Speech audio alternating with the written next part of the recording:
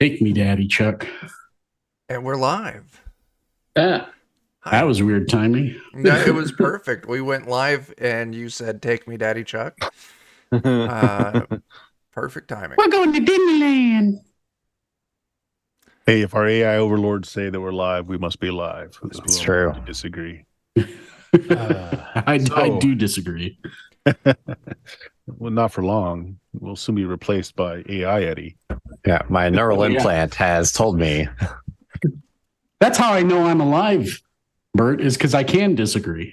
Are you sure about that? Get out of my head. Anyway. So it's Saturday night. This group of deviants is all together. So it must be Weird Frontiers night. Must be.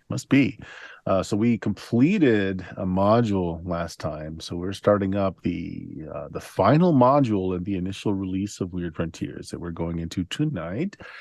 But some time has passed. The characters have leveled up. They've all gone their own ways, at least most of them. Some of them may have chosen to stay together. So this is going to be kind of a slow burn start here as we find out what's been going on with our crew. So before we start, Chuck, you have any Yes. pre-roll, anything you want to throw out there? No, I'm ready to go.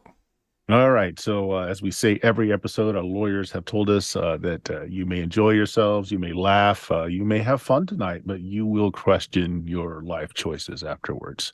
You've been warned. So let's just start at the top of my screen. Chuck, who you playing? I'm Pierce McIntyre, a cultist, no longer in service to the Black Goat, and father of Scab. And have you and Scab chosen to stay together as the group breaks up after Yes. last session? Yes. Okay, so we headed down to New Orleans, and we've started up a family practice of vampire hunting. oh yes. And Daniel, did Chance also head to New Orleans? Yeah, but for different reasons. Okay, so we'll introduce all three of you that seem to have gone away together. Anyone else also go to New Orleans? No? No? Okay. In that case, why don't you tell us all about Scabs there? Oh, hi, I'm Scab. I'm just Tommy Knocker, I guess is what they call me. But my dad's just the best guy in the world. He's very supportive. Um, I hate to be selfish, but that vampire lady who's sweet on Chance was real rude to me, and I just got a strong hate on for her. And I figured the right thing to do is to go down to New Orleans, take up a vampire hunting career with my dad. But I want Chance to be happy because Chance is my friend. So I'm going to let him canoodle with that lady. In the meanwhile, I'm going to kill everybody that she loves that's important to her and take down everything that she's ever made her happy and make her feel bad. Like me, she made me feel bad and things and stuff. And I need a hug, Dad. You got it, buddy. Oh, but Scab, what happens when her true love actually is Chance? So Daniel, tell us all about Chance. I'm expecting to someday be killed by Scab for multiple reasons. Loving his enemy, shooting his dad, and whatever else hasn't happened yet. But Okay. technically, he's our gunslinger who did good last time. Yeah, super good. Yeah, surprisingly, shockingly. Almost makes up for all the bad all the rest of the time. Almost. Getting there. Okay, so Pierce and Scab start up a vampire hunting Yep. services. Is this masquerading as something else, or is it just unabashedly? Well, if you got a problem with your bloodsuckers, please call the McIntyre family. I still have my backup careers of doctor and taxidermy. So, we could probably use that to kind of disguise what we're doing. And Okay, I'm also Sawbones a by tailor day. and a tanner. Okay. So you open up some businesses. Good enough. And we are in New Orleans here. So Chance, you keep in regular contact with your gal, who always lets you know where she's going, and as long as she knows where you are, to get a telegram through. And so you have met again in New Orleans, where she has put herself up in a very nice hotel. Is starting a line of a beauty care regime that she is selling various salves and powders and whatnot for the upscale a woman of certain means. She has not started a brood of vampires of her own. She is very independent, doesn't really want to start up a nest herself, and is kind of playing it safe, playing it very low key. Of course, she does have to feed to stay alive, but she's been more discriminate, not leaving bodies behind, just taking enough, mostly from the high class women that come in for her special day spa. Yeah. A little uses leech treatment. Exactly. However, this doesn't stop there from being a vampire problem in New Orleans, because it's New Orleans. It's New Orleans. You can't knock a rock over without having a blood-sucking leech beneath it. That's right. So, Scap, are you really actively trying to sabotage Chance's female companion? Because they are often in public together, especially at night. Well, And I'm sure here's the you all thing. know about each other being there. Well, that's why they went, is because I went. Mm-hmm. So Scab's got some real strong feelings, but Scab's also got a pretty poor intelligence, and he's probably just going to assume most of the other vampires that he finds work for her. And at least initially, he thinks if he's hunting them down, he's hurting her. Okay. Unless Okay. Dad leads him another way. That's where he starts, at least. Right. Well, I'm going to see how you folks do while you're here in New Orleans. First of all, Chuck, let's start with you. Did you happen to pick up any actual skills at being a businessman? And you're muted. I got to click the button. That's how. Yeah, the button. So actual skills that I do have the doctor skill, but like actual being a business, I have management. And I Sure. don't remember. I'll tell you what, why. make Yeah. me a D20. You can use a Sure. D20. Management's good enough, because being a good doctor doesn't help you actually grow a business. It Just doesn't. helps you be a good doctor. Yeah. Got an 18. That's actually doing well. okay. That's actually going very well. There's a lot of call in New Orleans for a doctor Yeah. that understands certain conditions that you're able to work on. That's going swimmingly. Nice. Scab, doing a little Mhm. taxidermy, doing a little sewing, probably combining those two. Yeah, I can Okay. do leather work if somebody wants to work on that. I can stitch up your clothes if you like. In fact, I like to cater to some of the people that maybe aren't as hoity-toity as her clientele. Maybe I'll take your rundown jacket and make it look good as new. Kind of get some of those people that want to look high class even though they aren't. Okay. So you're not actually needing to run a business in this case. So it's just a matter of your skill. Like, how good are you at doing this? So just make me a roll. You can use a D20 because you've got skills in this domain. Let's see how well you do. Not bad. Not bad. There's some unique things that folks bring in because, this is well past the 7 days a night. So there are strange critters everywhere. You've gotten a little bit of a name for being able to put these critters back together and make some truly nightmarish looking stuffed companions that are going about.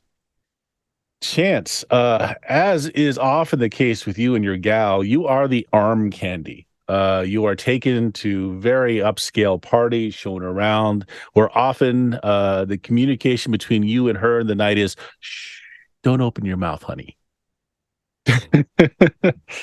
Why don't do you have any did you pick up any skills in the social graces at all? I mean, the next thing I got to work on clearly is my communication skills, because I have professional drinker and high society. So, I'm Okay. working my way up. That's not bad. So you can also give me a D20 roll. Let's see how well you play your part. This is going to be There's a lot of the shh. just look pretty, honey. Just look pretty. I promise I'll get better. Here's another drink. You're using the wrong salad fork. You can't remember names of everybody that you're being shown in front of. She's definitely using you also to like show off some of her clothing line. She dresses you impeccably every night, but of course you go and ruin things by, wiping your mouth on your on your sleeve cups, using your tie to mop up every once in a while.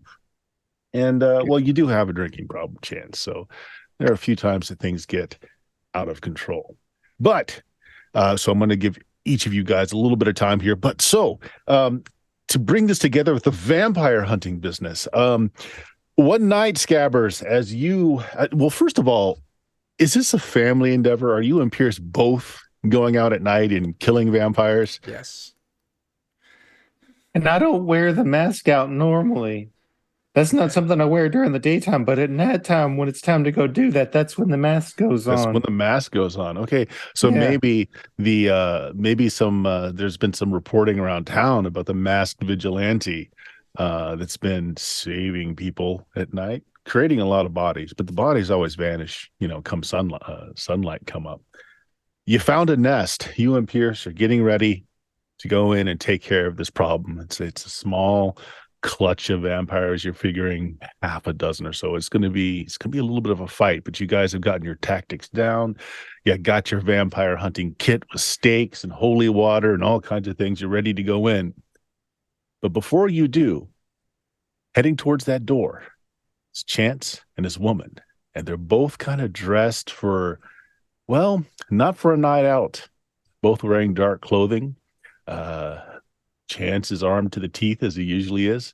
Woman's got out a pair of long blades, and they look very determined as they're heading towards that same house.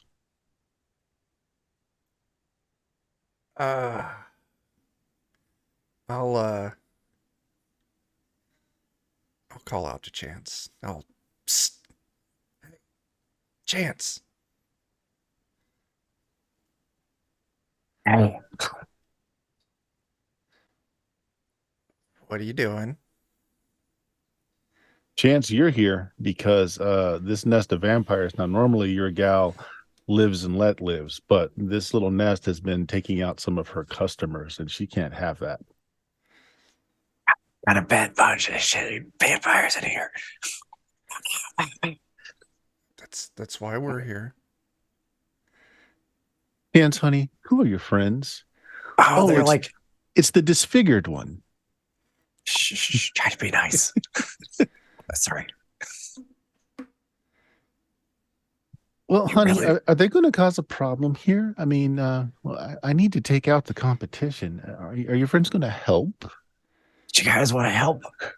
I'm gonna look at Scab. What do you think, son? You guys kind of move together so that you're not shouting across a great deal of distance. So you're not Yes, going to we're shouting quietly. Scab, she leans over. She's much taller than you are, but she leans over and she kind of curtsies and gives you a kiss right on your forehead. Kind of strokes your cheek and says, "Ah, little one, it's good to see you again. You still are horrific," but she kind of cups your cheek, gives a little slap. I don't know if I liked it less whenever you were rude to me or whenever you do that thing where you talk nice, but I know you don't mean it. Oh, he's a bit uptight. I am. I tried to be nice to you and you were so mean to me. I'm going to go in there. I'm going to let you see what I want to do to you someday. I want Oh, you to watch she me kill 'em. giggles a little bit. She does that. Oh, this is going to be a fun evening. Turns to you, Chance. Well, the reason I haven't stabbed you yet is he likes you. Good. Fun. Light goes on in the house that you were about to invade. Somebody kind of sticks their head out the door, looking around.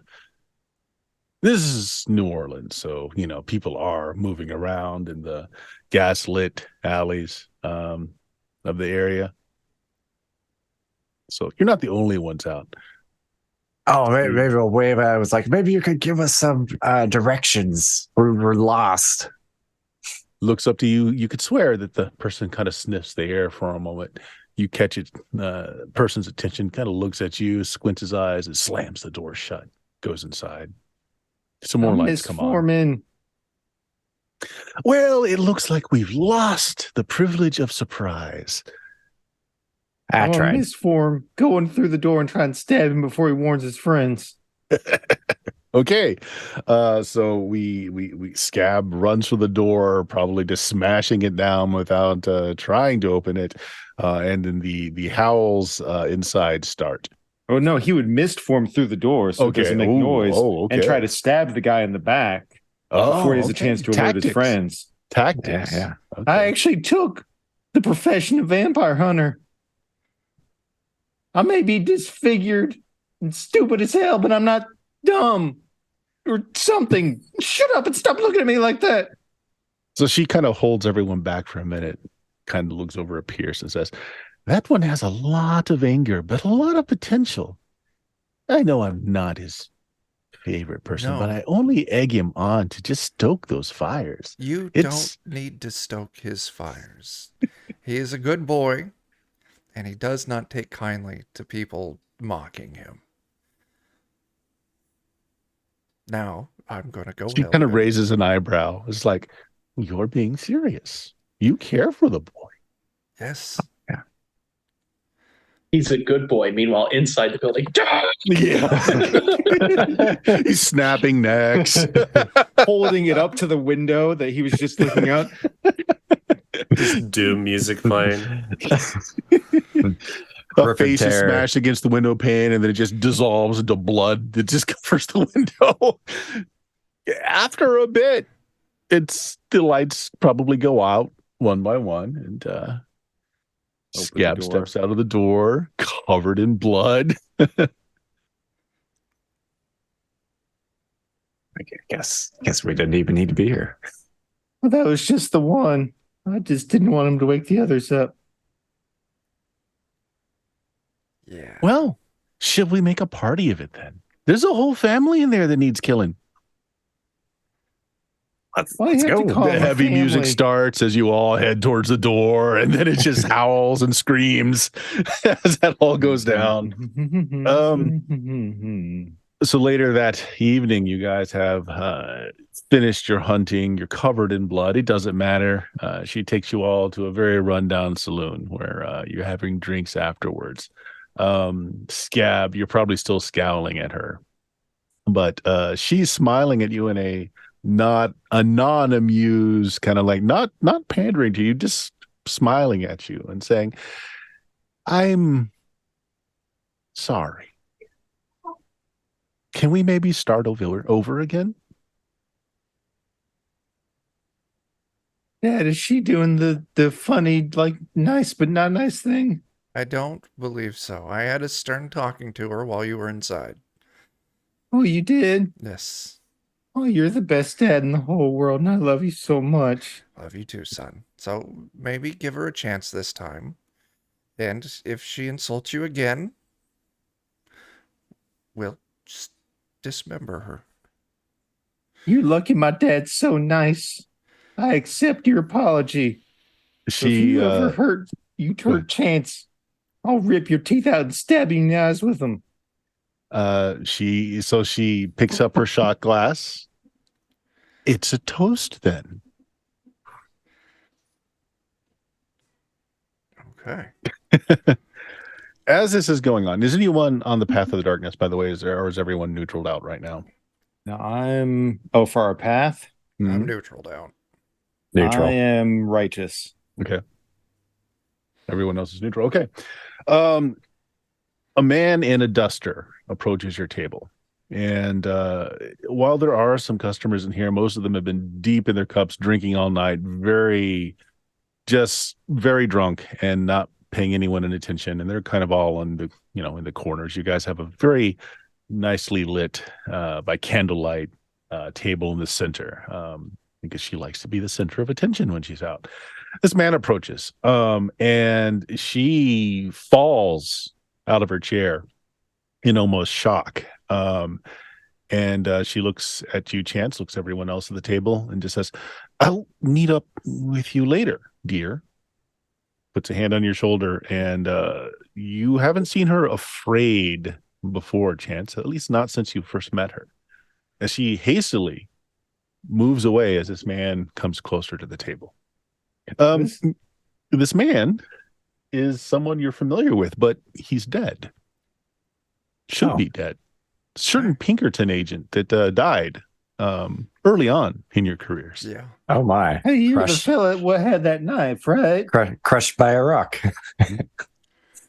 Some of the people that are drunk in the corners have all some of them have backed away into the corners. Some of them are running away. Some have dropped to their knees sobbing. Oh. There's a sound of wings as he takes his seat. He pulls a chair. Hey, mister, it's good to see you. I'm glad you got better after your accident. The bartender has made no notice of this person, hasn't come forward to offer him a drink, didn't even look up as he came into the saloon.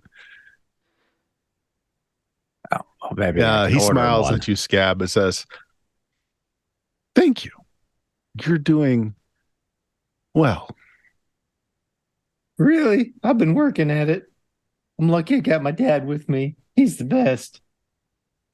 There's an eye that kind of cocks sideways at Pierce. And it's like, "You're better." I'm glad to see the taint hasn't touched you to your soul. Anyways, stay on the path. Oh, Chance is the one who's deep in the taint. Is that how it goes, Dad? That is exactly correct. I don't have long. I'm glad at how all of you have progressed. It's enlightening. I didn't think your species had the capacity to improve once you've had a taste of what evil has to offer. Yeah. The Lord has need of you. Is it getting the last page? Kind of just a very slow nod. There's more involved, though. And he lays down a newspaper on the table. It's from a few days ago. You can kind of see the date on it. He taps it a few times. Recover what was taken, but you can't take it yourselves. It has to be freely given to you. It's a task. It's a big one. We're going to have to convince someone to give it to us rather than the usual, pow, pow, pow. Yeah. That's going to be tough. Puts his hat back on, gets out of his seat, and again, there's this strange sound of wings. And he just walks out of the bar. The couple of drunks on the floor, they're just on their knees, crying, debasing themselves on the floor, just howling at this point. The bartender's kind of looking at him as like, "Sam, Clemens, you guys are cut off. Not a single more drop for you folks tonight." And one of them comes up and says, Did you see him?" We saw him. Mm-hmm. "You saw him? You saw the angel?" Well, I just saw a fella had a nasty accident a while back. Kind of rubs his eyes. It's like, "You were talking to an angel." Explain. I guess that makes sense. Wing. It wouldn't be the first time. No, not even. Probably the third or fourth, fifth. What church y'all with? You guys got a news bulletin or something I can subscribe to? I'll direct them at some local church that does a lot of community outreach. I'm going there right now. I don't care if the doors are closed. That's the last time I'm drinking. I'm not drinking a drop again. I have seen the light. Congratulations. He I guess. stumbles drunkenly I've for seen the a lot door. of preachers drink. Good on you, as Chance throws back another drink. Right. The other drunk is just sobbing in the corner. He's kind of gone, He's in the fetal position. He's just kind of rocking on the floor back and forth, just sobbing. The bartender's like, Clemens, hey, buddy, look, kind of making a scene. And I don't think you rightly care, but you're kind of scaring the folks. Can somebody give this guy a hand? Okay. Yeah. Hey Clem, you want to come see something cool we did? He's kind of muttering to himself, just like, so many eyes, so many wings. What the hell was that? Oh, that was just our friend. Your friend, your friend. Mm-hmm. Wait, did you eat the worm? The wheels, the wings, the eyes. What was that? You have to remember that in the book it does say, "Be not afraid." What book are you talking about, mister? The book? The book. Oh, okay, now do you have a You favorite know, song, mister? the book. I'm actually kind of curious, just to do a little check wait, of the my other own book. here, The other book. because I have the scales. I think still. Oh. So if I've is this guy on a path? Yeah. This guy is definitely not a good man. Not a good man. He's in the direction of the path of darkness for sure. Well, maybe that explains. Power of Ben Franklin compels you. he needs to do some repenting. Mhm. So, what was on fire? Did wheels and eyes and wings? Bartender's like, well, I said I was going to cut him off, and maybe a good stiff drink will help him some. Can you guys pick him up off the floor? Just stick him in a chair over there. Yeah, but somebody's got to try and help straighten out his life. Maybe send him to the church when he gets back up. I believe the water would turn to blood in the fountains if that man stepped foot in a church, but all right.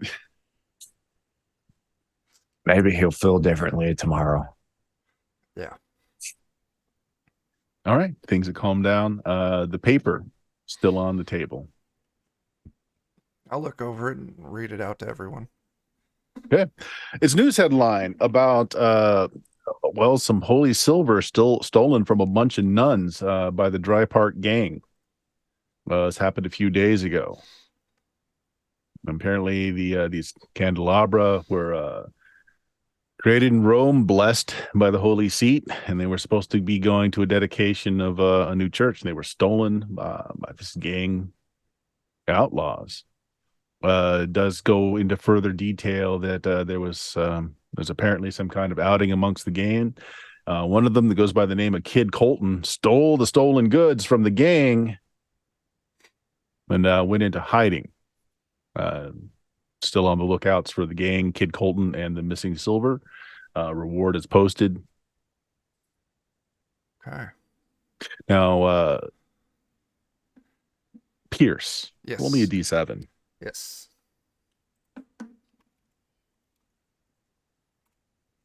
4. 4. So you actually know a little bit about what the newspaper is talking with here. It actually was somebody you overheard while you were doing a little fixing on a gunshot wound. Texas Ranger. And to be honest, you gave him a little too much medication to calm his nerves while you're digging bullets out of him, and he started running off at his mouth. The name Kid Colton came up in that drug-induced talking that he did. And it sounded a lot like this kid was a Texas Ranger that was undercover to infiltrate the gang. He had a widow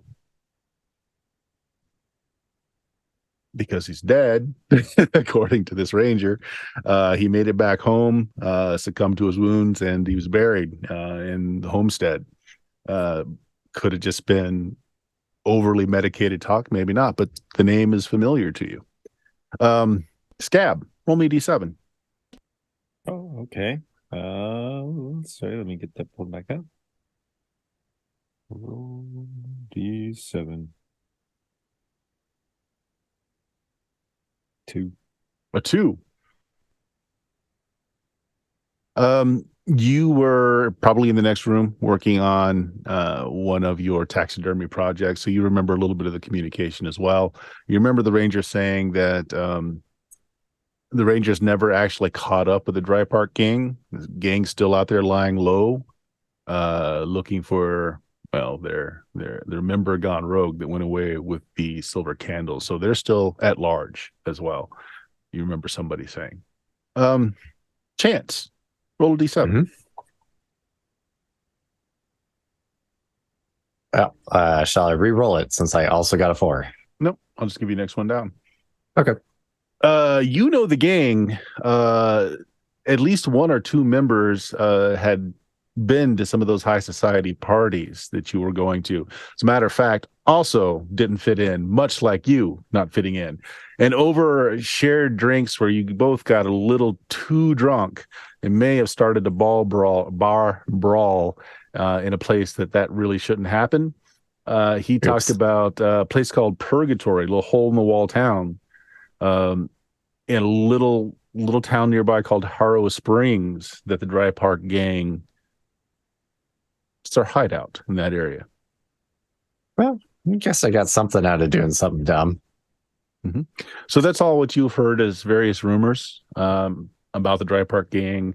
None of you have heard about until this paper on the table here about them stealing a bunch of holy relics from a bunch of nuns.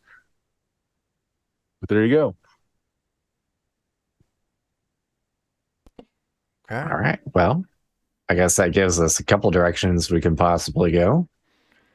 Well, if he was a Texas Ranger hunting down... Definitely got to be like the thing I'm going to be working on in my off time here, though, is manners. That'll be my new skill. Some people manners kind of drop make it off lame. your radar after the fourth or fifth drink or so. Yeah, that's why I got to get good at them. Yeah. Okay.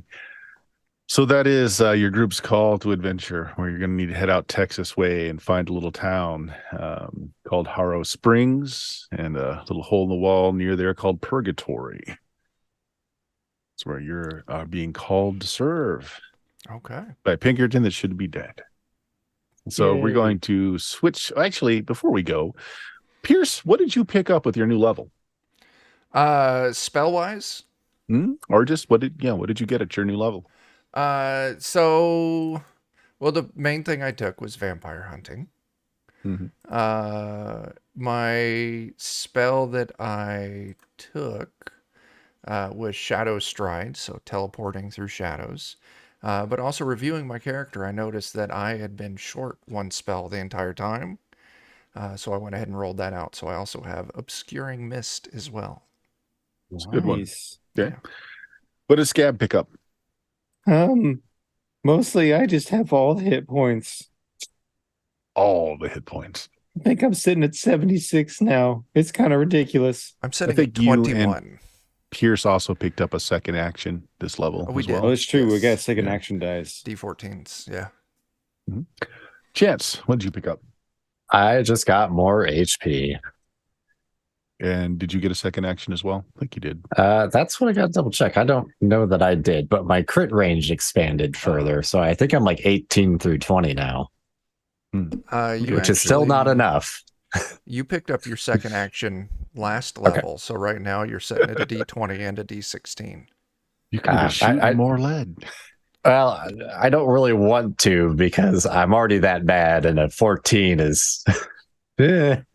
Another thing to think about with extra actions is like you can move a lot more around the battlefield too. Yeah, and I think I did do some of that last session because I'd move and shoot and move again, I think. So, all right, we're going to cut scenes and we're going to the indecipherable handwriting of one Jebediah Bajebans, as played by Joe. Joe, tell us a little bit about Jebediah. Yeah, like what I've been doing over the last bit, or not yet. Just tell us, like, what is your character first of all, for anyone that's joining us for the first time. Yeah, I guess introduction. So I'm playing a gambler named Jebediah Bajebams, and he's a bit of a con man. Likes to make money in any way, and walks the line, but is kind of teetering pretty far on both sides. Sometimes he'll save somebody, sometimes you'll screw someone over, but usually sticks right around the middle. Fair.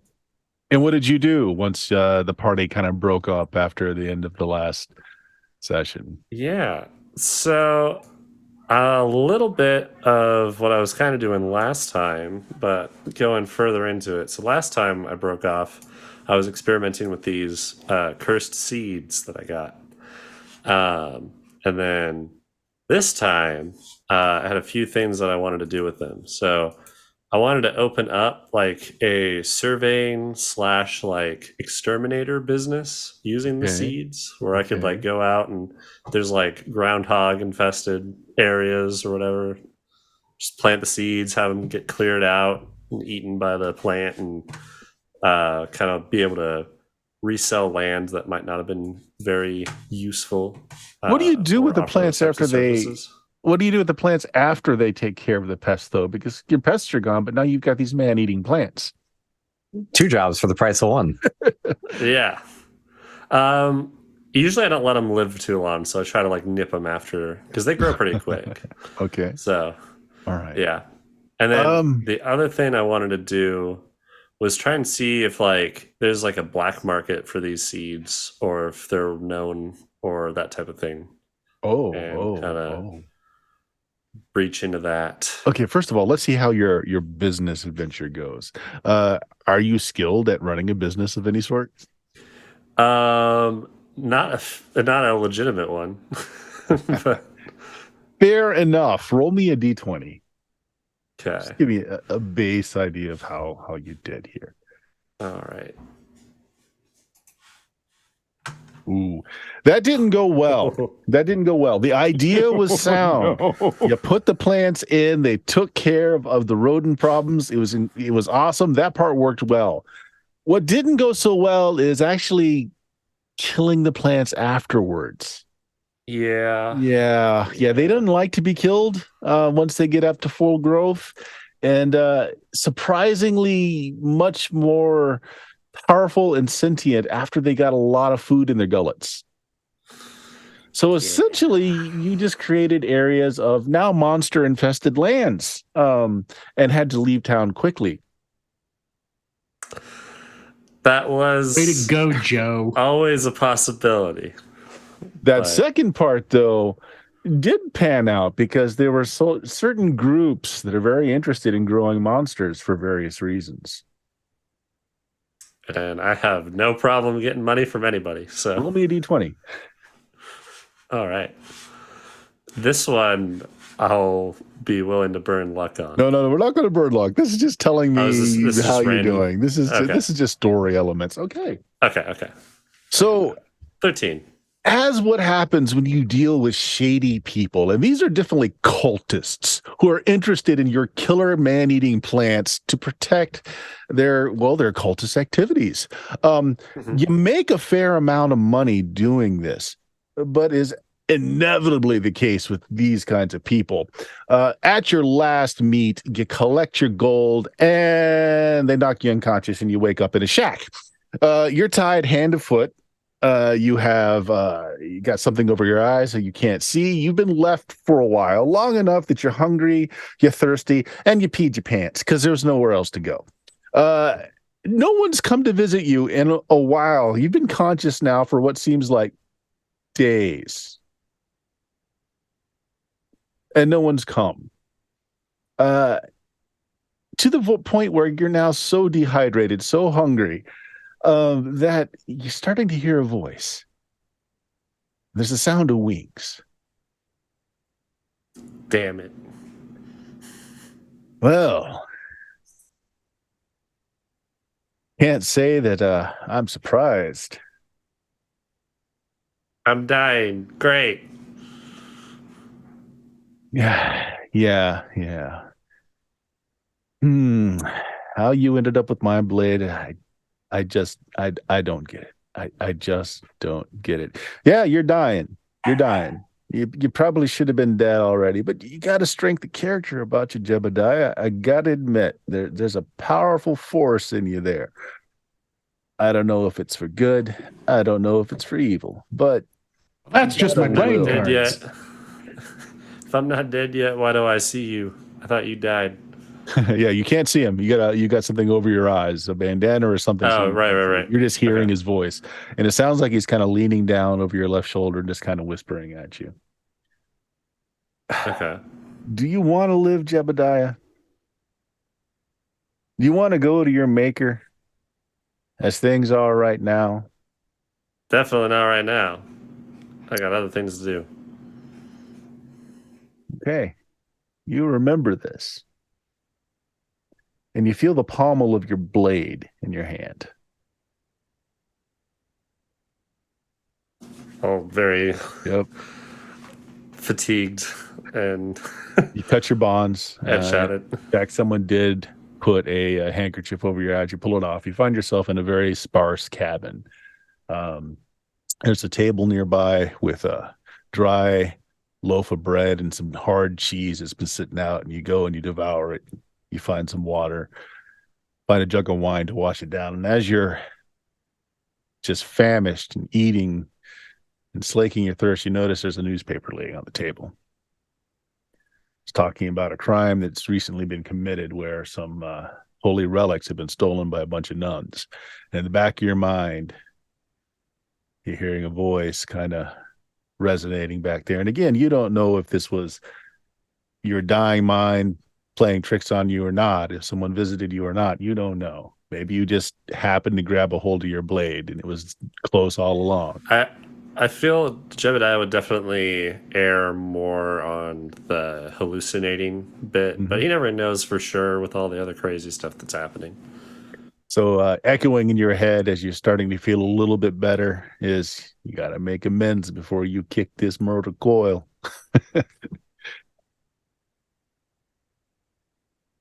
Roll me D7 as your eyes just kind of scan the front page of this newspaper. D7, okay.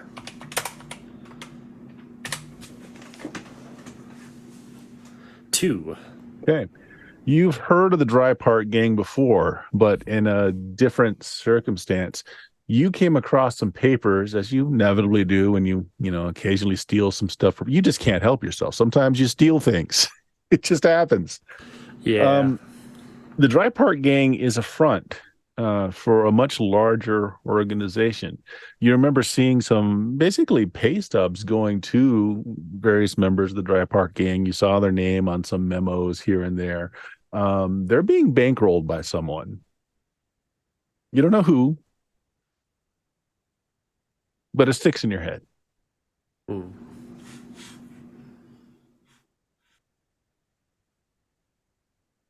Okay.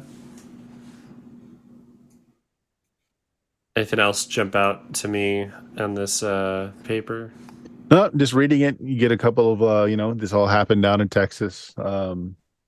Get the name of a small city near where these nuns were stolen from. A lot of them were injured, none of them died. Mm-hmm. And again, just as the fog starting to lift from your head, you hear again whispered into your head the word amends. That's the last vestige you hear. You feel all right now. Your gear is actually nearby. You were getting ready to get out of town fast because you kind of suspected that the last people that you sold the plants to were going to come after you. Your gear's there. Your last payment's there. All right. Because they were true to their word. They paid you. They did. And they didn't kill you, which is part of it as well. They just left you to die, which is not the same thing. That is true. Amends. I'll live a little slightly differently, maybe, these next few months. All right. So the big question is Jebediah taking the trip to Texas or not? I think so. I imagine he definitely has almost a deja vu sort of feeling of the last time he was given some random news on how to meet up with his friends, and very much would feel it like that's probably where I'm supposed to go. He would check his like stashes of seeds and all of that and see if that's all still there and pack So you have a up and little then- bit left after growing and selling what you did. You've got a little left. Okay. All right. So I'll what head did you out. pick up for your new level? So ability wise, I didn't. Gambler's pretty like front loaded on abilities. So Just it's get just my better at doing damage. things. Yeah. Yeah, my damage went up. My secondary action went up. My mojo die went up, which is really nice. It's at a D8 now. Did you pick up any new skills? And then I was gonna pick up whatever I did in this downtime. So I was gonna put like site surveying, Sure. exterminator. Yeah, that's fine. You can do that. All right, sounds good. We're going to move over to our Frenchman now. So why don't you introduce yourself and your character? Well, I'm Jake, and I'll be playing Killian Fauché, who is a Calavera from France, but he had come to the USA to act as a photographer / reporter for the Civil War and got caught up in the world possibly coming to an end shortly thereafter. One such way the world nearly ended was a tiny chunk of meteorite that could apparently summon a giant meteor to the Earth and kill all life, leaving only the undead in their wake. He has since decided to pay a blacksmith to dunk this piece of meteor into some molten rock, chill off that rock, and head back to France via boat and throw the rock overboard along the way. That's awesome. Well, Killian, you in fact have that meteorite encased in a mixture of lead and iron. You are on that boat, and halfway into the ocean trip, you dump overboard that meteorite fragment, which quickly sinks into the water. Now, you don't know if it's the fact that you have just done this or just blind, stupid luck, but there's a horrific storm in the middle of the ocean that night. Bad enough that it tears your ship in two. Passengers, many of them drown, many of them die. Killian, you find yourself on a barrel, floating on a barrel. You manage to get a hold of some water and some food. There are bodies and wreckage all around you. The souls of the dead that have drowned are your only company for days. Your water ran out somewhere around day 3. Your food's running out as well, but the water is more of a predicament. You're not sure what's in the barrel that you're riding. Maybe it's water, maybe it's not, but you're going to have to make a hole in it to find out. Just as you're trying to decide if it's worth the risk or not, as this mass of souls around you kind of egging you on to go ahead and tap that cask. I will. There is a small boat. Small, like single man fishing boat with a person whistling a tune jauntily as he's pulling oars up alongside you. This man's wearing a trench coat and a hat, and as he doffs his hat, you see the face of another dead man. It's the Pinkerton agent from long ago. I was not expecting you. And you're not seeing him as a spirit. Boat. Yeah, you're not seeing him as a spirit. He looks like flesh and blood to you. There's a sound of wings as he pulls alongside you, and he kind of just perches his arms on his oars, and he kind of looks at you for a minute as if trying to decide. Then he breaks out into a smile. Did Kayron retire by any chance? Am I going to die? Well, eventually. Killian, eventually. I meant soon. Where are you on the path? Are you still walking the line? You're still walking the line. Well, he kind of looks at his watch. He pulls out a pocket watch and looks at it, kind of looks up at the blazing sun in the sky. Well, if you're left out here, you'll probably die in the next day or two for sure. I can tell you. Again, he kind of leans on the oar. There's not another ship in sight for a day or two. Do you know where that ship is by any chance? Oh, I do. It's coming from France, and it's heading back to friendlier shores, back to where you came. Okay. Well, if you could point that out to me, I would very much appreciate it. Well, Killian, while it's possible, I don't think you've got the fortitude to last until that ship comes by. So I have a proposition for you. I'm listening. Well, and he pulls out a pouch of tobacco, starts rolling a cigarette, hands you one. Okay. My lips are already quite chapped, sir, but thank you nonetheless. Well, you see, Killian, my boss has a small problem.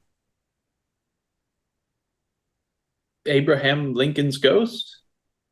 Well, a higher boss than that. Oh. Seems like some property that was meant for, a church to be open soon. Some holy relics have gone missing, and he really, really would like them to make their way home. I could arrange that, I think. Yeah. Do you understand what I'm asking here, Killian?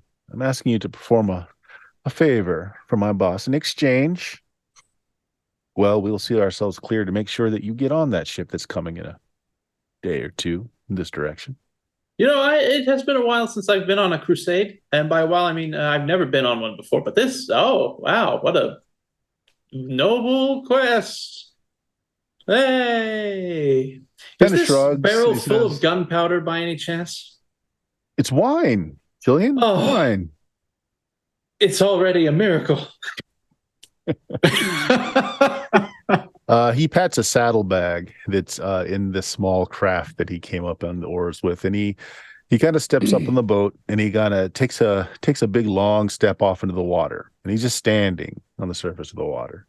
He says, "Well, Killian, normally it's my brethren that make such bargains as these, but in this case, I got to work with the tools I have."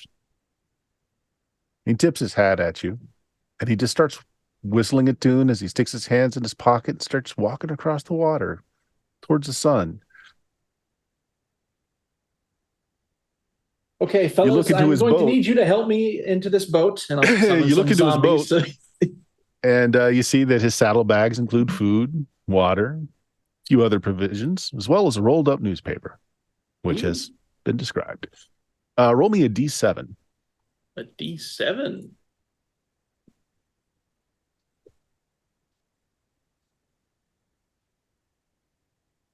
Three. Okay. A 3. There's some marginalia on this newspaper, like somebody was doing a crossword on page 4, but circled the headline about Kid Colton and the Dry Gulch Gang. And it's just a sentence with a question mark saying, "Didn't Colton and his family, weren't they murdered about a year ago? Question mark. Stolen silver in their cabin? Question mark."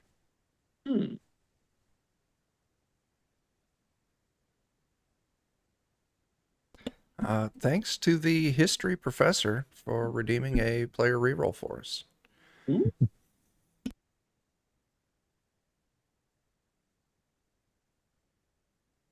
Well, Killian, the boat is more secure than your own. There's a blanket, some provisions, something that you can get yourself out of the sun, making a little bit of shade for yourself there. And now you can tap that keg. Oh, absolutely. I'll shoot a hole in it with the Pinkerton's pistol, which I still have. And I'll enjoy that while instructing my zombies to please keep a lookout for any passing boats coming from eastward and row towards it if you see it. Absolutely. A large freight liner picks you up, almost during the evening of the next day, almost 24 hours later, with the provisions and being able to get out of the sun. You're a little worse wear, but just fine. And they do tell you, unfortunately, they are heading for the coast of those United States instead of back to Paris, where you were heading originally. Oh, that's fine. I didn't have any crusades there anyway. So what did Killian pick up this level? I was thinking, well, he didn't pick up, I found out he picked up an extra action on level 5, which I had missed out on. Mm-hmm. Aside from that, reduced fumble die, better saves, and another guaranteed turn of allowing his spirits to do his bidding. Very good. And so that scene fades away as we have Killian with a wine bottle on this large freighter as he's watching the sun go down. And we open up again with a certain luchador. Where did you go? Well, first of all, Eddie, introduce yourself and your character. I am playing Ivan, the luchador. Tragic backstory of my mentor being killed in front of my eyes by a demonically possessed opponent, passing his mask to me, which then allowed me to utilize my otherworldly powers. Other than that, I'm not real smart, and I don't understand that my profession is one of drama. I truly believe in the justice and the goodness of my my role in the world. I think I'm out there to serve justice and protect the weak. So I take it very seriously, to very comical effect sometimes. Okay. After your party parts ways, well, I mean, being a luchador, you got to get back on the circuit. You got to get back into the ring, or you're going to lose the following that you have. You got to get out there, and you got to put on some great shows. And you have a meeting with the Lion. I do. And I thought, you know what?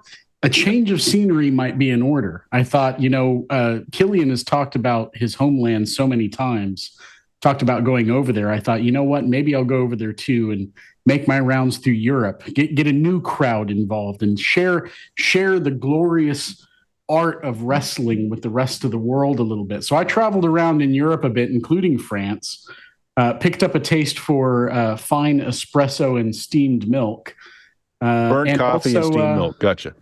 Yeah. Hard coffee and steamed milk. And I've been drinking plain cold milk all this time. Who knew you could heat it up and add caffeine to it? Oh, no. That really gets my... Oh, no. Oh, man. That gets me going like nothing. I'm caffeinated now. Your match with the Lion... Sorry, go ahead. It's going to be great. Yeah, I'm going to be highly caffeinated. Your match with the Lion happens in Amsterdam, of all places. Oh, gosh. Where, he introduces you to the marvels of hashish, coffee, and yes, the wrestling circuit there. It doesn't matter who wins or loses that match. What matters is how good of a show you put on, Eddie. How good of a show did you put on? Give me a D20 roll. 18. I was going to say, be the one who rolls better than all of us combined. The match is just a roller coaster up and down. Each of you has the other in a compromising position, ready to do the pin out when there's always a surge of strength that revitalizes one or the other. The match goes on into extended rounds to thunderous applause. The crowd in Amsterdam, your pictures are plastered over magazines and newspapers all over Europe. As the contest ended in a draw with both of you nearly unconscious in the middle of the ring, and the shot that the newspapers all show is you both reach out, raising each other's hand into the air as you're both near unconscious, laying on the mat, and you're raising each other's arms up to show that the other is the victor, and that's the shot that just goes all across. Amazing. Yes, it is in fact amazing. And since you were going to Paris, well, your boat on the way back to the shores of the U.S. Killian's like, someone please help me up. And a very well-tanned, familiar hand reaches down to pull him out of his boat. Exactly. It's weird because I'm wearing my mask, but I also have a beret on top of the mask. Yeah. Got one of those little elastic bands to keep it on. And Eddie, where is your luchador on the plane of things? Are you walking the line, or are you firmly on the side of good? I'm firmly on the side of good. Yeah, there's no sending for you. There is no magical person coming to you to give you news on high of where you should be, because you're so firmly on that path. You will eventually get there on your own accord. And fantastic. I've got one question for my backstory here. Traveling through Europe, is there any chance at all that somehow in my travels I came across the fine young lady who gave me her scarf once again? Of course. She is a duchess. You spend a wonderful time in the society pages for a while, a whirlwind affair. But as these things go, eventually her husband comes back and you must leave. Do I give her scarf back after all my travels? Still intact? I think so. Yes. Great. Now, you were assured, though, that this is the way of things here. It's perfectly fine that she's married. Of course, this is... I don't understand the culture, but I do understand beautiful women ogling big, muscly men. So, yes, that very familiar tanned hand comes down to pick Killian up out of the water as you head to... I pull Killian up, and before he can even tell me how he got to a boat in the middle of the ocean... I immediately light a cigar and lean over the rail and display what he can only assume is my version of ennui as I think of my romance now being over, wearing my beret. I also imagine that Ivan has like a sack full of coffee beans because he's not sure he can get it back in the States because he's never actually asked absolutely. Before. I've got him tied around my waist, hanging off. I'm like, I'm not letting these out of my sight. Perfect. He's wistfully depressed and also manically wired. Oh, yes. If Killian makes the mistake of asking me how my trip to Europe went, he will get like a 4-hour explanation before I finally pass out. All it takes is that look of you looking wistfully over the dock with your beret on, and I'll be like, I've been there. What did you pick up for Ivan for his next level? Well, since I kind of dropped down after talking to the Fates and arm wrestling, I'm actually back now at level 5. So I'm back to where I was before. But that gives me my second attack, my second action back. Mm-hmm. And I picked up that attack. So now I can attack twice. So that's nice. Okay. So we're going to cut ahead almost a month after all these things have transpired. You individually, or in the case of some of you in a small group, are going atop a ridge, and you're looking down upon a valley below you. There's a small cabin that sits at the very edge of this pine forest behind a hard-scrabble garden next to it. In the center of the meadow is a spade and a mound of earth and an open grave. As you are looking down upon this cabin, around you, coming up this ridgeline, are your companions that you haven't seen in months, all drawn to this location.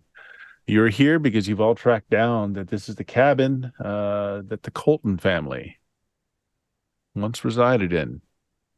Cabin's occupied as there's a thin plume of smoke coming out of the chimney below you. And you're all looking at what must be perhaps a newly dug grave. Don't see any signs of movement. You're all coming up the ridge from different directions. So you didn't pass yourselves coming up. You're all here now, all of you. Hi. Hello. Imagine seeing you here. I take it you got a visit from an angelic government agent working for a super Lincoln ghost. How did you know? I don't know. People about get the better Lincoln from rock ghost. spawn on them all the time. I speak from personal experience. Yes, he does. I missed you too, Scav. So I didn't hallucinate him. Great. You did. No, none of us did. What does hallucinate mean? To uncontrollably imagine something that isn't there. It's the dream while you're still awake. Ivan can tell you what that is. He experienced a lot of that when he was taking hash in Amsterdam. You'll see the Scab take out like a little pad of paper and a pencil and just crudely, he's just started to learn his letters. H A L L U-S-E-N.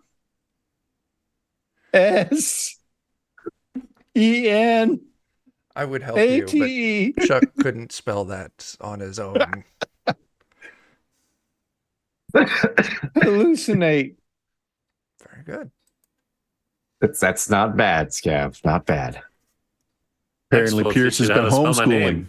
Pierce has been Yeah. homeschooling, Scab. Thanks, Chance. I'm sorry I wanted to stab your girlfriend so bad.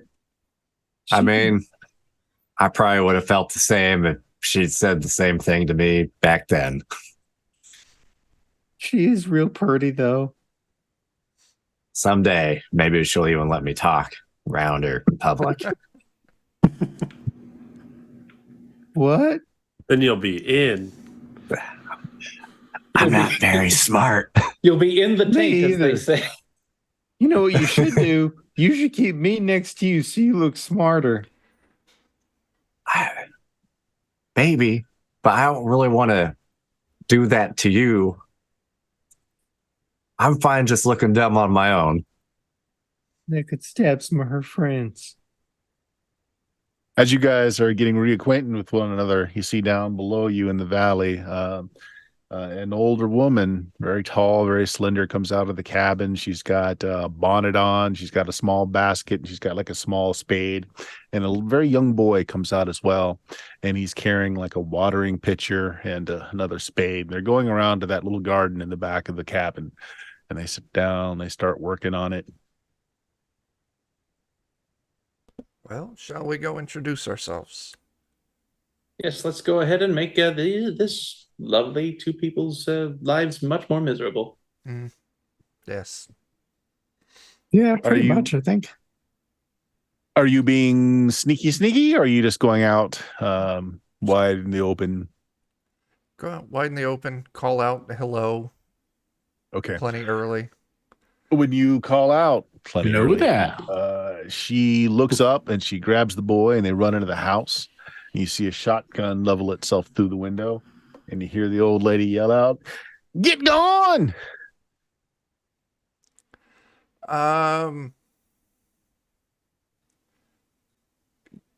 No. We need to speak with you. She fires off shotgun shell. Nowhere near you, kind of like a warning shot. You can hear her fumbling with the brake on the gun to reload it. We don't want no trouble. We ain't got nothing here that's worth stealing. Oh, we don't. And we got steal no things. money to buy nothing from you, so you got no reason to speak to us. Get gone. We don't steal and we don't want any money. We just want to talk. Jebediah looks at you crying. Just, We don't. Okay. I assume everybody's here for good reason. Yeah, we're here to talk to you about, what is his name? Colton something or other? Kid Colton.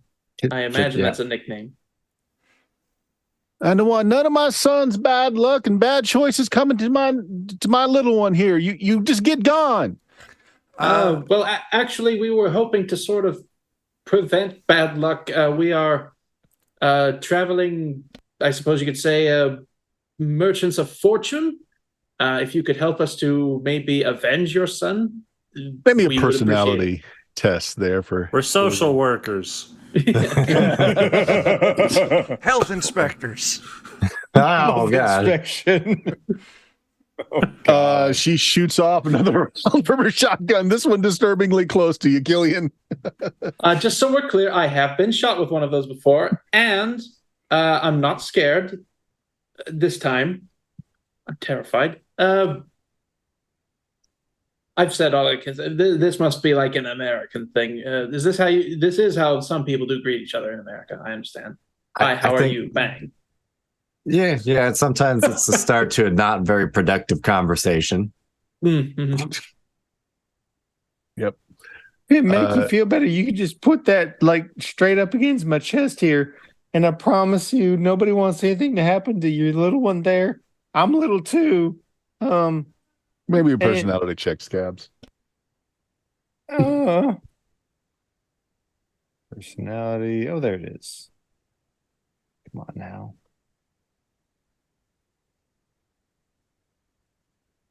Nope. You hear her praying mightily, "Dear Lord, save us from these abominations. They got a child demon with them." Wait, what? Oh my gosh. Am I doing I'm it trying to good? remember the name of the sheriff, the Pinkerton, Dimitri, wasn't it? Dimitri. Yeah, there it is. Maybe they'd recognize the name Dimitri. Set us here to help out. You guys have gotten a little closer as you're talking, and while the shotgun is still pointing out the window, she hasn't fired another shot, but she seems awfully terrified. Well, What? when in doubt, I cast sleep. Okay. Well, you got to get close enough to cast it. You can see her looking very pale behind the window, so you got line of sight, and you can see what might be the problem. She might be out of ammunition. She's got the breech unlocked, and she's fumbling around trying to find some shells. She's saying something to the boy. Go ahead and cast your spell. All right. 13. Will that do what I want it to do? One target in range must make a save or fall asleep. You know what? I'm going to luck that up by 1 point to hit 14. Okay. That way I can put her and the boy to sleep. Okay. And they have to pass a 14 on that save. Oh. Oh, come on. I tried. So you get it close enough that she points the gun at you. She says, "Look, mister, I don't want to hurt you. I don't want to hurt you. I don't want to kill nobody, but I'm going to do it if you keep threatening us like this. You just get gone. I don't want nothing to do with what my boy might have done." We're not here because your boy is in trouble. At least not with us. We heard that he was a Texas Ranger. And we heard he may have something dangerous that he brought back with him. And we need to recover that dangerous thing and get it out of here before anyone else is hurt because of it. We're not trying to hurt anyone. Make a personality check. I'll give you a bonus because you said some things in there. Yeah, okay. What's my bonus? So good with his words.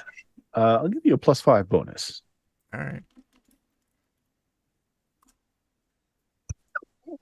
Oh my gosh, we do have Christ one almighty, player. guys. We do have one player reroll. I'll use that Okay. reroll. Okay. Yeah, Or I was going to please. say you can luck it up by one. Well, there you go. That's actually 23. really good. Okay, Thank you, the history professor, for that. Mhm. you have Oh my moved the God. plot along. And the woman says, "Ranger, Yes, my boy was a ranger. My boy was a ranger." that She is. opens the door and she comes out. She's left the gun kind of in the windowsill. She comes out and she's crying. It's like, so my boy didn't do all those evil things I was hearing that my boy did. She's got a porch, right? Yeah. Any chairs on it? There's 2 rocking chairs. I'll point her to one of the rocking chairs and I'll sit in the other one.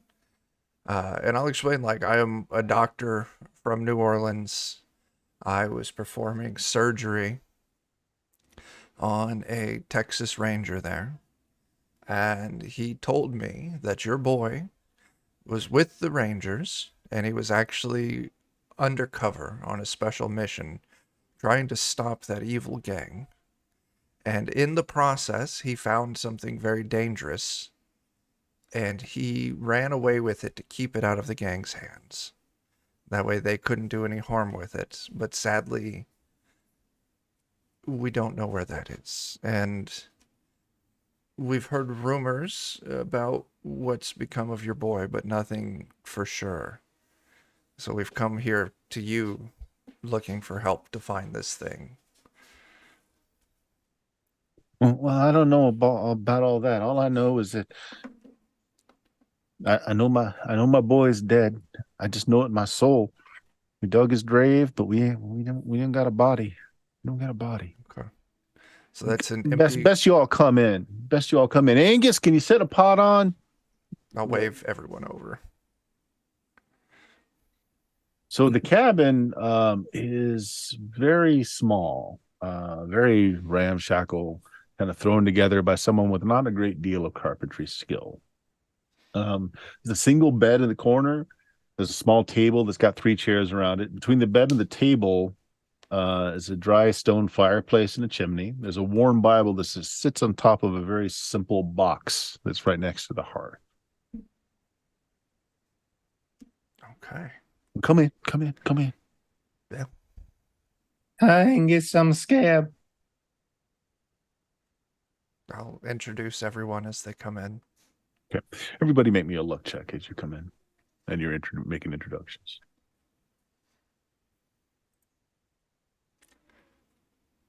Oh, I got a Ow. boon. Ooh.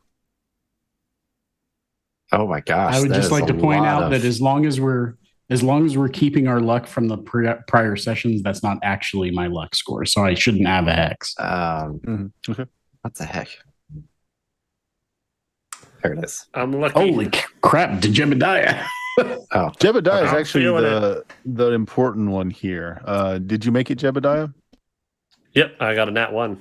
Okay. Well, all of you see that the simple wooden box has some kind of motif on it. It's a triangle with circles around it and like a death's head mark in one of the circles.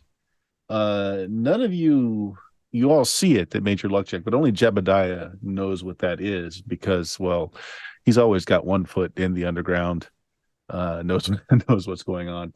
That's the symbol, Jebediah, for a group called the KGC, or the Knights of the Golden Circle. Okay.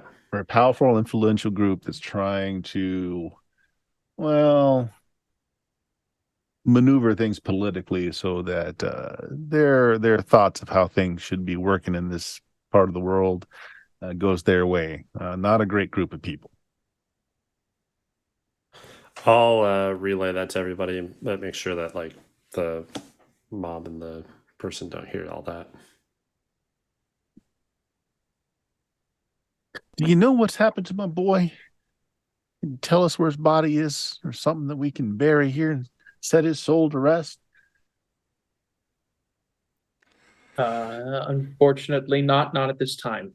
Again, we're hoping to sort of undo all of the bad luck that's been going on regarding not just your son, but also involving the people he's been sort of pitted up against as an agent of the law.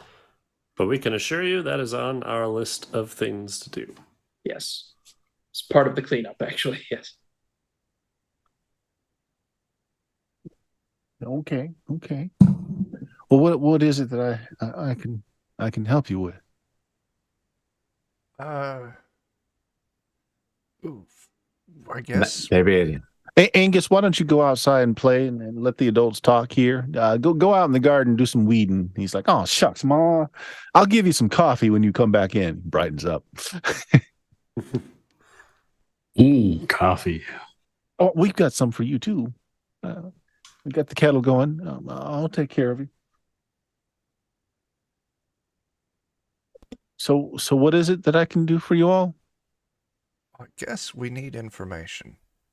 Well, yes. Where had you last heard your son been? Well, he was here for a spell, and her eyes kind of slide over to that box for a moment. And then he went away. He said he didn't want to bring the trouble here. But I felt it. I felt it when my boy died. I know he's dead.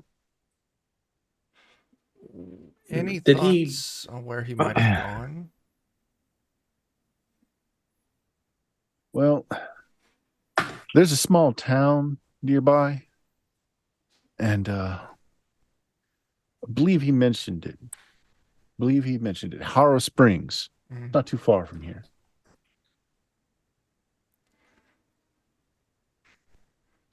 Well, did he have any messages for you? Did he bring you anything that he needed to protect from evildoers? Did he have any messages to give to somebody who might be working with law enforcement? Well, no. I mean, he left a little something behind us here. He said that he might not be back for a while. He said he might not be back at all, but he didn't say that in front of Angus. And he left us a little something to keep us fed and help us out. And she goes over to that box and kind of opens the lid. There are a few things in there, but what catches everybody's eyes, the fact that there are some silver candle holders in there, and to your eyes, they're all glowing softly. So now she doesn't make any mention of the glow herself. Well, it seems mighty specific to. I mean, you'd have to sell those probably. Yeah, well, I didn't know where to turn, and I was hoping he'd come back and let us know if there was a trustful person that we can maybe sell them to. I can take them off your hands. I would say, what if we just offered you money for them ourselves? Cash, dollars. Well, how much? How much is it worth? And as she's saying this, you guys start hearing pelting outside of like a slow, gentle rainfall starting outside. Okay. Mr. Bajebums is quite an antiques expert, actually. He should be able to give a fair estimate. Yeah. Would you? Just enough to get my boy and I a house and someplace better than this. I mean, nothing grows in this hard scrabble ground we got out here. Sometimes get some potatoes and carrots, but that's about it. Nothing green really grows much out here. The sky darkens outside, and her storm doors kind of slam a little bit. There's a little bit of wind is growing outside. She looks a little bit worried. She says,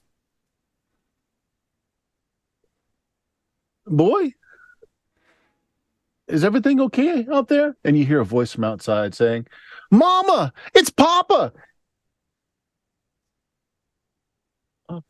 She runs outside. I don't like that. I don't either. Going to fire up my branding iron and then head outside. I'm going to look around for some shotgun shells. I love families reunite. I'm ready my cards, and then with my second action, I'm gonna praise the the item. Okay. Are you touching it, or are you just kind of looking at it? I think I would touch it as I was trying to appraise it. All right, roll me a d4. D4. Okay. Take 2 points of damage as your skin burns when you touch the silver. You drop it very quickly. How big is this box? Oh, it's maybe 4 foot by 2 by maybe 3 feet. It's little. It's not that big, you know. Is it like a familiar type of burning, or like just felt hot? What types of burning do you normally feel, Joe? Like, it felt like did it you feel just like magic, or like it felt like you just grabbed a branding iron. Scab. Oh, we know what that feels like. Yeah. Oh yeah. Scab, grab those candle holders and throw them in your bag. Is it like hot if I hover my hand like nearby it? No, not at all. And then Scab comes by and just grabs one, picks it up without any harm coming to it all. But Scab, as you pick it up and you pull out of the box, it stops glowing. Oh, these are real pretty. Well, that complicates things because there's some tie to the box, so we have to take the whole damn thing. Let's go deal with this father and see what we've got after. And the skies outside, for those of you that are looking out the window or go outside, start to darken.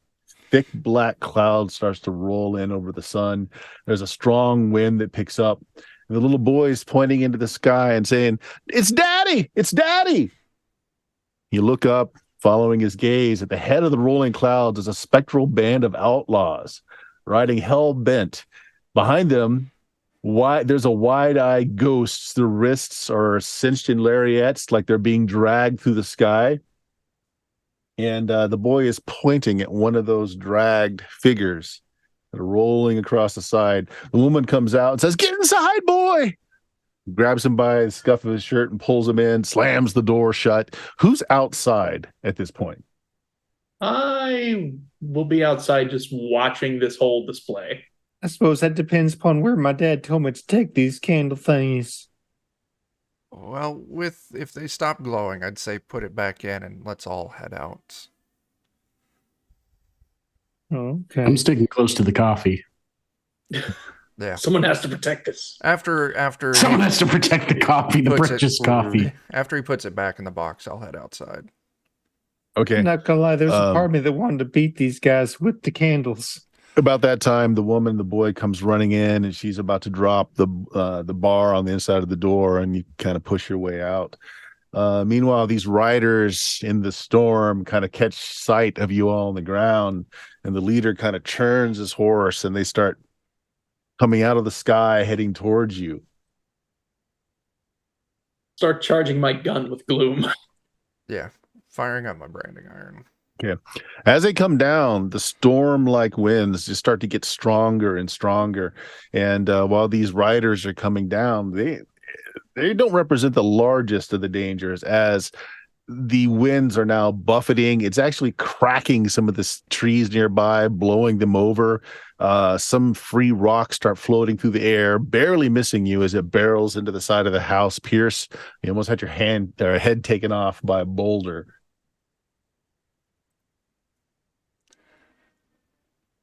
So what do you guys want to do? You've got these storm-like winds coming down. I don't know. Magic isn't my strong suit, but shooting is. Take your shot. You're real good at shooting ghosts too. Maybe. And after you do that, I'll decide what I want to do. Yeah, you can go ahead and shoot. All right. Well, I did my gun deck maintenance, and I had an easy one because I just picked the top 2 cards of my deck, and they were both 8s. And so I set them aside, and I didn't shuffle again. If that's acceptable. Yeah, that's fine. So, I don't remember if this is a good one or the bad one. Is that the red? what'd That's you draw? the red Joker. Oh, the red Joker. Okay. Is that the bad one or the good one? I can't remember myself. Let me look it up. It'd be my luck for it to be the bad ones. Chance pulls out his gun and it explodes in his hand, taking off all 5 fingers. Back A to perfect business start as to the usual. adventure. So it's a red Jack? Red Joker. Yeah. Red Joker, yeah. So that's an automatic critical hit. Oh. Nice. Oh, Yeah. lucky Fast day. walk Enemy? So what happens though, unfortunately, it's like it's a perfect shot. It's headed right it's almost like bullet time, right? You're watching this bullet streak towards that lead person. It's going to go right between his eyes. It's a good shot. You're already congratulating yourself.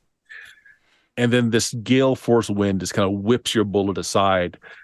Chance, you are thrown from your feet by the gusts of these winds, and you're just taken up into the air.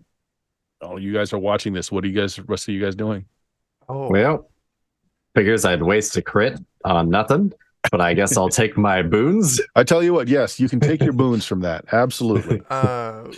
thinking back on this, did the rain start when she opened that box? I will yell box still inside open? for someone to close the box. I'll close it. I bet I'm still messing with it. Okay, you close it. All right. So you're still outside, Pierce. You yell that out, and you're yanked into the air by these gale force winds as well. Okay. Jebediah, 2 of your friends just got blown into the air. What are you doing? Goodbye, Yeah, cruel world. Goodbye. I'm putting everything back and Oh, closing you're the inside the box. building. Okay, not a problem. Scab, what are you doing? Your father just got pulled into the air by these gale force winds. All right.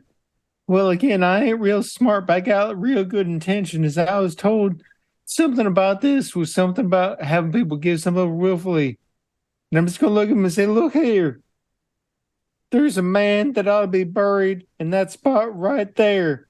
There's a woman and a child that needs that to happen. And I got this real fancy, cool knife that I'll give to you if you do that.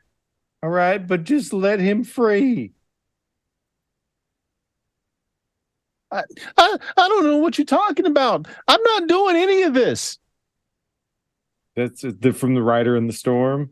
Oh, wait, you're talking to the rider in the storm. Yeah. So you're shouting out. He knows that they're dragging. He assumes okay, that one of those yeah. people that's being dragged is the person. So I got Scab you. is pleading to them to let him free so he can be buried. Scab, you are shouting into the wind as you are lifted off your feet and just pulled into this storm as well. Killian, you're outside too. What are you doing? Well, my pistol's charged with gloom, so I'm going to take 2 shots at the fellow doing the dragging. Okay, go ahead and make me some rolls. All right. Shot number 1, Black Joker. Never mind. That ended fast. Yep. Yeah, It's kind of ironic that we drew both jokers. And the automatic misfire. Oh, So yeah, take the hex token. And that kind of ends it. And you are whisked off your feet as well. Eddie, did you go outside or are you inside? I'm inside with the coffee. Okay, yes, you're pouring coffee. I haven't had coffee yet. Okay, sounds good. So I think everybody's gone. So those of you that are pulled into the air, let me have all of you guys make me, let's see here. Oh, if we had a secondary action, could we try something?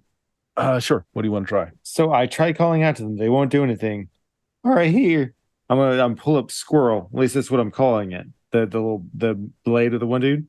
That fella over there, the one's being dragged. It'll piss him off real good if you cut him free, and I'm just gonna try and throw it. Okay, go ahead. Yeah, good. It's dumb, but it's what he would do. I like it. I do too.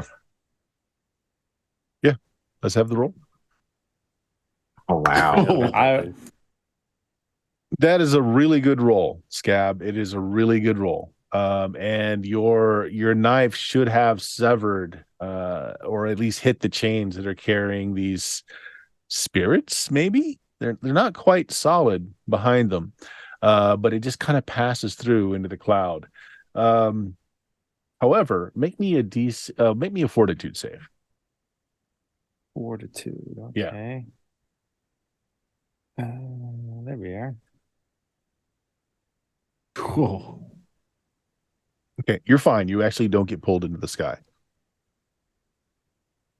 The rest of you guys, roll me a d12. And if you have whatever your luck is, if you've got a positive luck right now or a negative luck modifier, add it to the roll.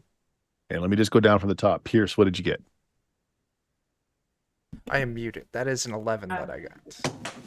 Okay. You're basically just flung into the woodlands. You're knocked unconscious, but otherwise that's all that happens to you.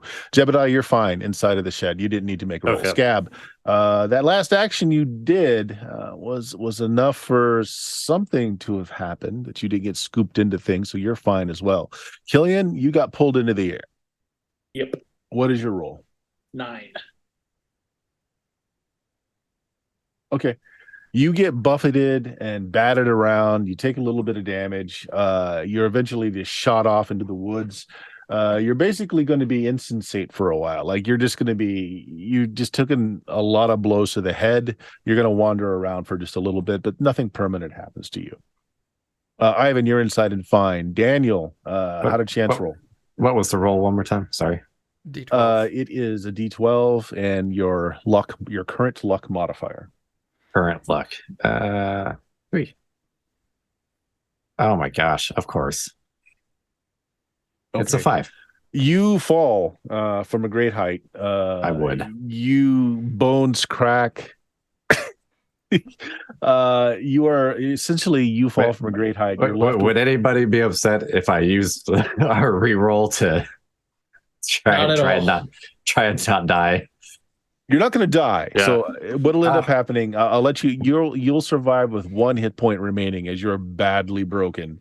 I improved it to a 6. You want to take that? Okay. Same better thing. than Then you take a 5. bunch of blows to the head. You're going to wander around for a bit, just not knowing what's going on, but otherwise you're fine. And the storm riders pass on as fast as they came. They kind of just move away. Those of you that just got thrown around can come back. A little bit worse for wear. Some of you will be wandering around unless someone goes and looks for you for a little bit.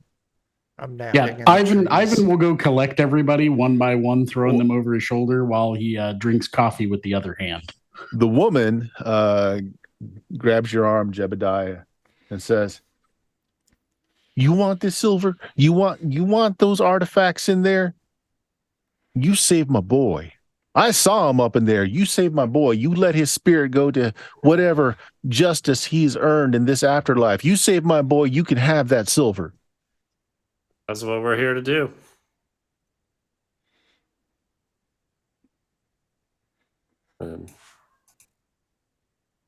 Is there who all is inside right now? It's you and it's Ivan. That's it. Yeah, and I'll call her and like, isn't that right, Ivan? Yes, we want to bring those responsible to justice. This coffee let the is spirit of your boy rest.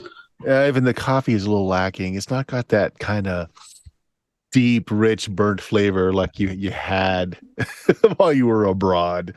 It's a little weak. As I'm talking to her about it, I'm like talking while pulling out a single bean at a time from my bag and just dropping it in and swirling it with it one at a time. Sip, talk, add another bean, sip, talk. You got an addict. No, Chance, your character's fine. With the reroll, you did one better, so you just got buffeted around and. Oh, okay. I thought you said it was the same thing. No. Still You just got broken. buffeted around. You're not. You fell, but not so bad. Okay, I thought you meant like a 6 was the same as the 5.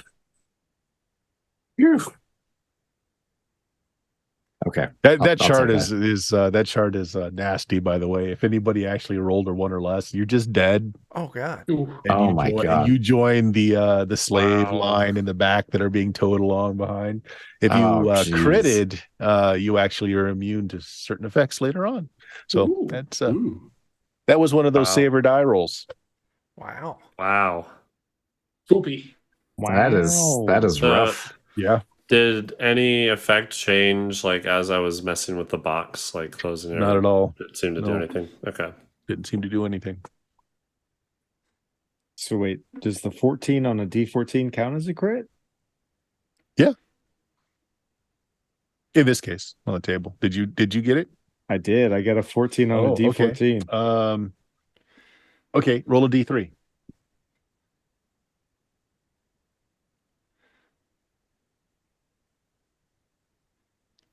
All right. So 1 point of permanent luck. And you're kind of immune to the needing to get under shelter. You won't be pulled into the sky by them. I mean, not that your character knows this, but you've got a little bit of immunity to them. Ooh.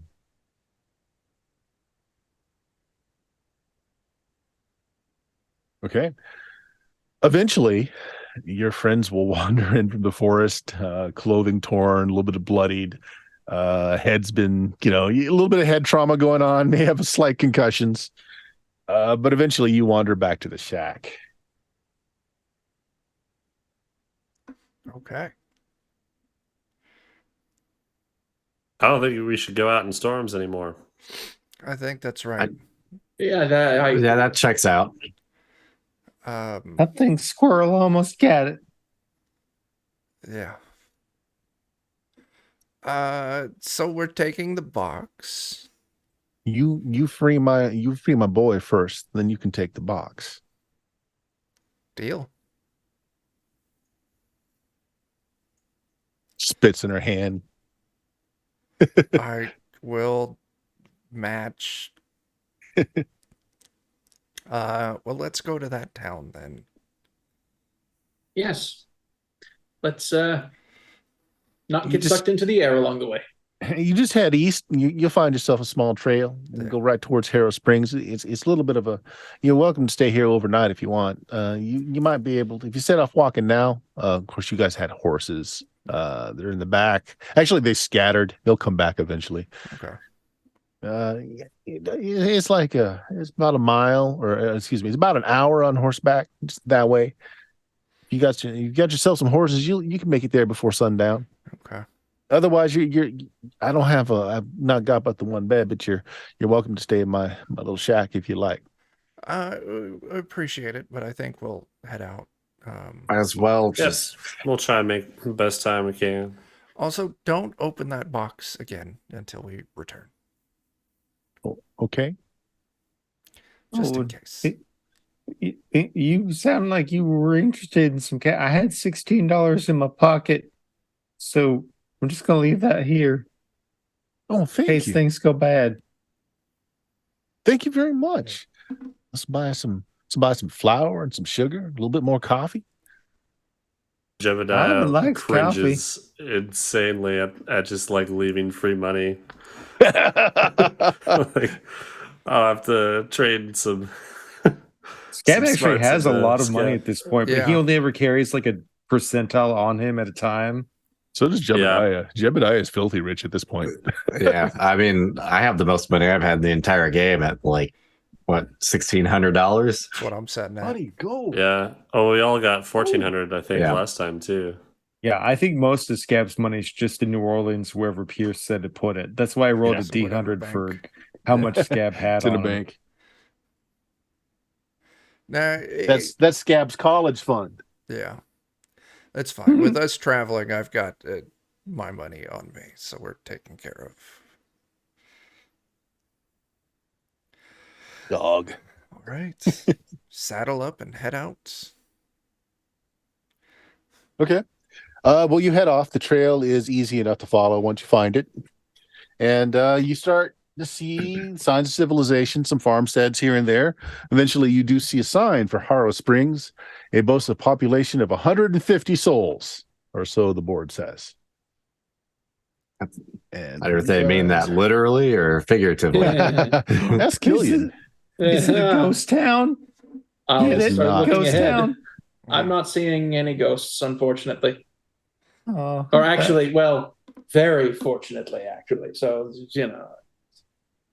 but I'm sure we can change that. I thought There that you was go. going to be funny. That is Harrow Springs. You guys are coming in from the top of the map. And sure enough, it does take a little bit over an hour for you to get there by horseback. You're not trying to, well, you're trying to make good time, but you're not trying to kill your horses either. So you're coming in. It's maybe a couple hours before sundown. It's a smallish town. Most buildings aren't more than a single floor. You see a couple of them outstanding that are 2 floors. The only thing that is substantially taller than that is 2-2 on the map there. And that is the saloon, of course. And it's also, well, where one might be able to find lodgings in said town. Big sign says it's the Silver Dollar Saloon. Okay, let's head to the Silver Dollar Saloon. All right, so passing through town, some of the things you see, there is a stage coach station. That's 2-6 there. 2-2's the Silver Dollar. You can see most of this from that main street, so I'm just pointing out some of the things you see here. You see there is a doctor shingle. That's 2-3. There is a newspaper place, 2-5, the Harrow Springs Star. Interesting for such a small town to have a newspaper, but there it is. And let's see, 2-4 is well, it's a flop house. There are signs for such things. If you can't afford a nice place to stay, you got a few pennies. The flop house will allow you to lean on a rope and kind of sleep while you're standing, sort of thing. Was that the I remember those days. Mm-hmm. Was Say that that the again? newspaper that we saw, or did we all get like different newspapers? No, it was actually it was just the different newspapers from whatever the area you were in at the time. Okay. And then 2-1 is the Undertaker. And the graveyards back here. Little bitty graveyards. So you guys are heading for the Silver Bullet then? I think that's a good Or the starting Silver point. Dollar. We got Or the Silver cash Dollar, for it. Right, yeah. Yeah. All right, so looking at it, the first floor is where the saloon and kitchens are. It's already got a fair sampling of folks in here, from farmers to some miners. Looks like there's some folks off the stage coach getting in here just in time to get a meal in. There is a piano playing. Okay. I think Jebediah would be debating on whether or not he wants to give all his friends a pep talk about not wasting all their money in gambling that they have. There's also I don't gamble. I just drink. That's not a true. waste, right? I already gave all the cash I had in my pockets to the nice lady. There's also a board that's got some numbers crossed out, and what's left, it says there are 4 rooms available. It's been being crossed out, looks like steadily through the day. So they've got 4 rooms left. I will go while you're all doing things. I'll go book those 4 rooms. Gonna go up to the barkeep. Yeah. You come up. It's a big burly man that's got this very well kept handlebar and mustache. He's mostly bald with a little fringe of hair. He's got a very high gloss on his bald pate. He's just wearing just a sweaty t-shirt. Cleaning the glass as you come out. He sticks out his big ham of a hand. Yeah, I'll shake. J. Bernard. Friends call me Hard Bernard. What can I do for you? Drink. My name is Pierce, and I see you've He got... spits on the glass and then shines it up with a cloth. Oh, my gosh. Yes. No, just thanks for noticing the MASH reference. That's, yeah, fantastic. Yes, I saw that you have 4 rooms available, and I'll take them. All 4? All 4. Possibly you have food. Of course. Then food and drinks for myself and the 5 friends that I came in with. Sure. Out here, or should I have them brought up to your rooms? We'll eat out here. That's fine. All right. Well, we got some boar, we got some beans, we got some fresh cooked cornbread, and we got some soup. That do you? That will do fine. Do you have any cold milk? Yes. A glass of cold Got some milk. in the ice box. Good. Yes. Yeah. He reaches behind him and basically pulls out a little glass pint of milk, lays it on the table. Okay. A couple of bucks to show some good faith. Oh, not a problem. I'll give him a 5. All right. Well, enjoy your meal. You got any song requests? You just go ask Gomez down there. Gonzaga is our piano man. He knows most of the popular hits right now. He's doing a little probably like Camptown Racers. The classics. Gab is already walking over next to him, like watching his fingers move. Okay. Yeah. Gonzo notices you and he kind of motions down, and there's like another stool next to the piano, and he moves over to the bass clef. He gives you the treble clef. He kind of smiles at you and says, "Let's see if we can make us some tips, boy. Come on, let's see what you got." Make me a roll. All right. I know you have the skill now, so just I do, a D20. Yeah. Nice. Oh, yeah. And then depending upon what attribute you want to use. That's great. No, that is really good. So he starts playing a melody. You kind of pick up on it. You're just making up something whole cloth here as you go along. People are starting to come around, kind of keeping beat. There's a few coins thrown into the little spittoon that he's got out for tips. Some of the prospectors are coming over, even kind of slamming their feet down, kind of keeping rhythm.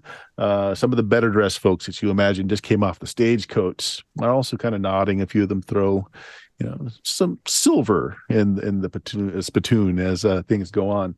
The rest of you have meals put in front of you by the bartender. You're given some keys. Drink. It fills it up with beer, slides it over to you. Anyway. Okay. Well, so we're pretty close to time. You guys are here at in town, Harrow Springs. You know exactly what you're looking for. This was just the last known location that the kid came while he was still alive. Pretty sure he's not anymore. But maybe you can find a body. Maybe you can find some clues. We'll find out next time. Yeah. There we go. As the improv Scab is doing a little jazz improv with Gonzo here on the piano, which is drawing quite a crowd. So there we go, guys. We have the introduction to the module. You have made it to the town. Yeah. Some of you have some repenting to do. That's fair. Some of you just are here because this is where your feet led you. All right, Chuck, go ahead. Let's go ahead and do some outros. What do you got going on? So twitch.tv/Defenders of Cobalt. That's where you can find the majority of us some of the time. Wednesdays, we've got our Alien campaign, All Fear the Ishtar, with Dan and Jeremy and Bert in that. This coming Friday, we're going to do a one-shot. John's running something, and I believe it has to do with space lizards. I don't know all the details, but myself, Jake. Space lizards? Yeah.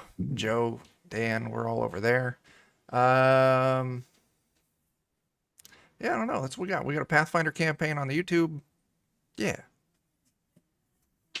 All right. Good enough. Well, let's see. Who do we got here that might have something else they might want to talk about? Jeremy. Yeah, Aaron Reese on Patreon. Get comics, maps, tokens, other fun stuff. Check it out. Good stuff. Anybody else want to plug anything? No, I got nothing. No, Joe, you got anything to say about the game you're still working on? Yeah, I'm working on a game called Anvia. Hoping to do a campaign here in a few weeks. The Maiden campaign. Did a playtest, went well. Have some cleaning up to do, but pretty close to being done. Good stuff. Very nice. Well, if you enjoyed this, we're here every other Saturday. We will continue this module next time in 2 weeks. But otherwise, my own Twitch stream, twitch.tv/SteamSteelMurder, or better yet, go to Blue Magic, BLUMAGIK.com. There you'll find 14 years worth of podcasting goodness, games we've been playing for a very long time, some short form, some long. But more importantly, all of our links are there to our Discord site, to our Facebook, to our YouTube, all those fun things. So let's just say goodbye, everybody. Goodbye, everybody. Bye, everybody. Goodbye, everybody. Bye. Bye. Time for coffee.